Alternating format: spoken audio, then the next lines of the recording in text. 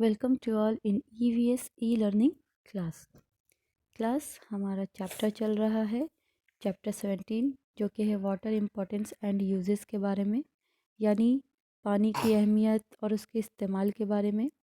तो हमने previous class में पढ़ा था यूजेस ऑफ वाटर और water for plants, water for animals के बारे में। आज हम पढ़ेंगे आगे। So let start.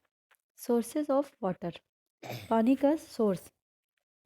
Our planet Earth is also called the blue planet. Do you know why? Water occupies about two-thirds of its surface. Oceans and seas account for about 97% of the water found on Earth. However, we cannot drink the water they have because it is salty. Ponds, rivers, and lakes are other major water bodies. They are called surface water. Ponds are small and lakes are big water bodies. A river contains moving water flowing down from mountains. Water we get from ponds, lakes, and rivers is also called fresh water. It can be used for different purposes. Apart from these, water found under the ground is also fresh water. It is groundwater. We can get them by digging wells. For the purpose of irrigating fields, farmers draw out water with the help of tube wells. In some areas, hand pumps are used to draw water from wells. Sources of water यानी पानी का source. हमारा planet जो है, अर्थ जो है, वो blue planet कहा जाता है। आपको पता है क्यों? क्योंकि हमारे प्लैनेट पर 2/3 हिस्सा पानी है।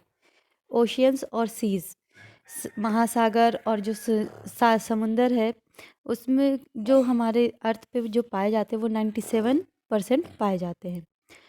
हालांकि हम इस पानी को नहीं पी सकते हैं क्योंकि वो नमकीन होते हैं। पॉन्ड्स, रिवर्स एंड लेक्स, मतलब नदी, झील, ये सब जो होते हैं पानी के दूसरे हिस्से होते हैं। ये भी पानी का हिस्सा ही होता है, जिन्हें सरफेस वाटर कहा जाता है, सतही पानी। पॉन्ड्स जो होते हैं वो स्मॉल होते हैं, तालाब जो होते हैं वो छोटे होते हैं, और लेक जो होते हैं, झील जो होते हैं, पानी का बड़ा हिस्सा उसमें पाया जाता है। और नदी जो होता है वो पहाड़ों पर से गिरते हुए पानी का मतलब फ्लो होता है, वहाँ से जो पानी पहाड़ों पर से गिरते हैं उसका वो हिस्सा होता है। पॉन्ड्स, लेक्स और रिवर्स के जो पानी होते हैं उन्हें फ्रेश पानी भी कहा जाता है, क्योंकि ये अलग अलग उद्देश्य के लिए इस्तेमाल किया जाता है। इसका जो इस्तेमाल होता है वो अलग अलग पर्पस के लिए होता है। इन सब के अलावा जो अंडरग्राउंड पानी होता है, यानी पानी जो अंदर से निकलता है, उसे भी फ्रेश वाटर कहा जाता है। वो सतही पानी होता है, और उससे क्या कर सकते हैं हम, वो उसे जो होते हैं कुआं खोद कर भी वो पानी को हम हासिल कर सकते हैं।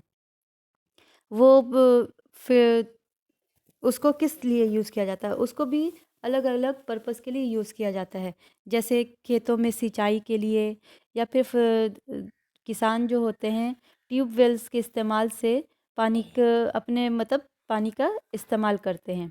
बहुत सारे एरिया में तो ये होता है कि कुएं के पानी इस्तेमाल करने के लिए हैंडपम्प का इस्तेमाल किया जाता है।